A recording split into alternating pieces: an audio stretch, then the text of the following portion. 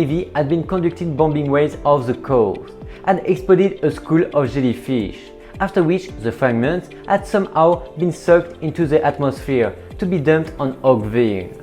However, the town was 50 miles offshore and raid had fallen several times over a 3-week period. Another theory was that the military had intentionally dispersed the material as a sort of biological warfare test. Some residents reported seeing an abnormal number of slow-moving military aircraft in the sky during the time of the drop, as well as mysterious helicopters that were unmarked and all black. In the end, we still have no answers. All these various stories floating around and no concrete solutions as to what happened there. Perhaps we will never know.